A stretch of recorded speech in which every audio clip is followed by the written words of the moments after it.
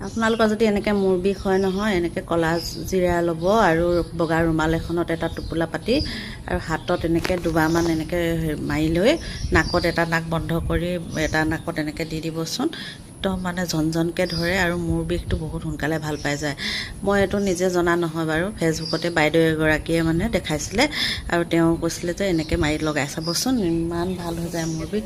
মোৰ মানে কালি ইমানেই মূৰ বিষ হৈ আছিলে নহয়, দিনৰ পৰা মূৰ বিষ, গধূলি মানে কৰি চাওঁচোন বুলি কৈ ময়ো ল'লোঁ আৰু ইমান ঝনঝনকৈ ধৰে। আমি ক'লা জিৰাটো যে ইমান ঝনঝনকৈ ধৰে বুলি নাজানোৱে, নাকত ইভাগে খালে মানে গম নাপাওঁ নহয়নে বাৰু। আৰু মই আজিহে গম পাইছোঁ এনেকৈ যে ঝনঝনকৈ ধৰে নাকত বুলি। আৰু বহুত একদম মগজলৈকে মানে একদম ঝনঝনকৈ ধৰে নাকটো, এটি বহুত ভাল লাগি যায় মানে। আৰু কেনেকৈ ক'ম মানে ক'ব পৰা নাই মুখে, ইমানেই ঝনঝনকৈ ধৰে। আৰু মই মূৰ বিষটো ভাল পালোঁ দেই, ভাল পালোঁ কাৰণে মই ভিডিঅ'টো দি দিলোঁ আকৌ। ভাল নোপোৱা হ'লে মই নিদিলোঁহেঁতেন। আপোনালোকৰ কাৰোবাৰ যদি এনেকৈ মূৰ বিষ হৈ থাকে কৰি চাব পাৰে দেই। এনেকৈ ক'লা জিৰা চবৰ ঘৰতে থাকেই, পাকঘৰৰ এটা সৰু বস্তুৱে যে কিমান ডাঙৰ কাম কৰি দিয়ে নহয়নে বাৰু।